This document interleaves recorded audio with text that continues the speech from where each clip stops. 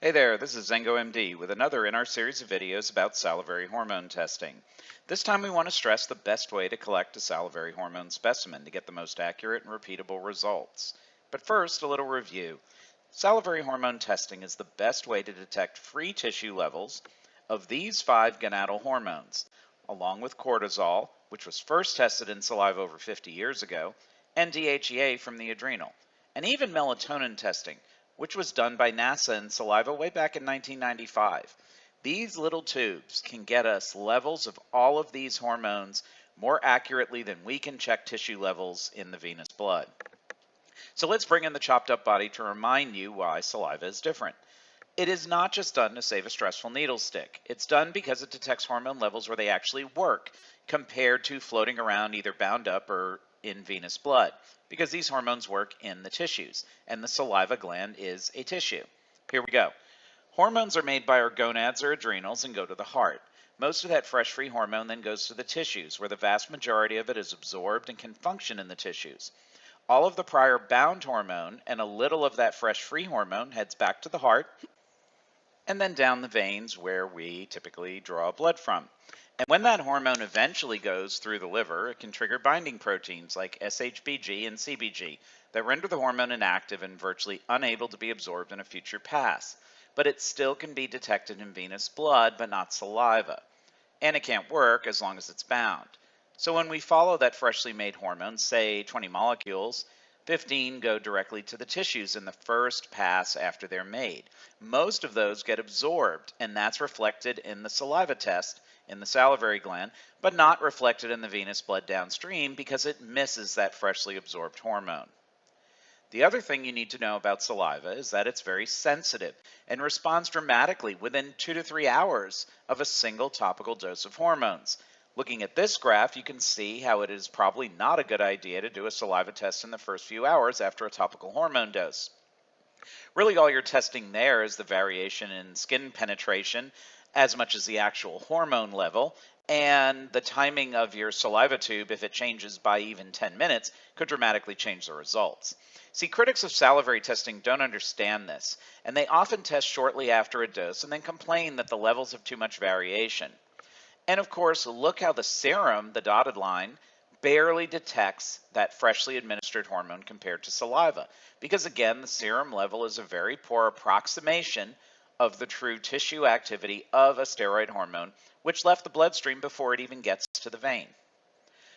Well, before we watch this lovely model show us how to collect a saliva specimen, let's go over the ground rules so that you can collect the perfect salivary hormone test sample every time. First, do it on a normal day, not one where you're up all night, have a stressful event, or are sick. Personally, I prefer no stimulants to be used by my patients. No ADHD meds on test day, no caffeine or Sudafed on test day either. If you know you're going to have a headache without your caffeine, then that is the person we're trying to treat, and we need to know that. We want to know, though, what your unstressed cortisol levels are, because your low cortisol could be the thing that's causing that headache, not caffeine withdrawal. Next, if you're already on hormone creams, don't use them the night before. That eliminates catching you as hormone is still entering the skin, and we get a truer indication of the fat stores of the hormone, plus what you make in addition. And last, it's okay to rinse your mouth out with water prior to collection, because it can get rid of food particles and things like that, but don't brush your teeth, as small amounts of blood can introduce bound hormone into the saliva specimen. Brush your teeth and eat immediately after a collection, not before. And now for tube timing. The first tube should not be right when you wake up, but about 30 minutes later. So rinse with water, collect, then go ahead and brush your teeth and eat. The second tube should be right before lunch, third tube right before supper, and last tube right before bedtime. Make sure you mail the samples back using the enclosed mailing label. I'm sorry, but I've just been informed that we don't have the video of the model collecting the sample, but we got this guy instead.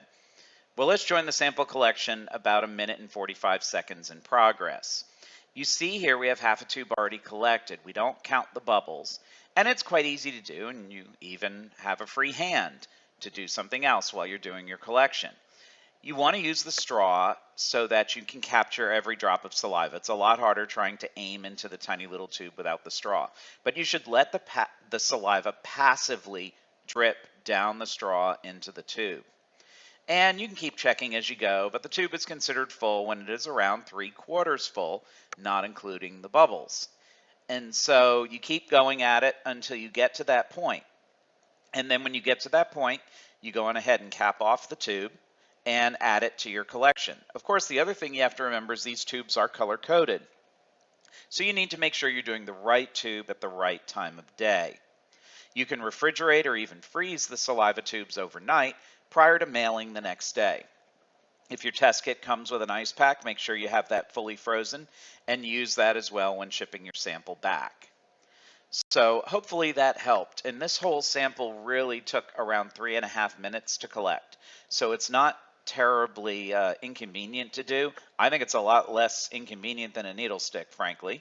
And the best kits will have you do 4 tubes in a day so you can see that full cortisol curve. And then they can also pool the sex steroids from all 4 tubes to give you a good idea of a moving average, or of an average hormone output for the day, not spot levels. So there you have it. It's easy to collect a salivary test. It's a lot easier to collect the test than actually find someone to order and interpret it.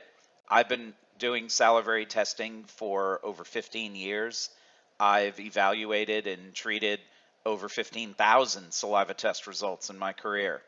So hopefully you can find someone to do it too. If not, come visit us. And while you're at it, visit us at Instagram, follow us on Twitter, at Facebook, and check us out at ZengoMD.com. Thanks. Bye.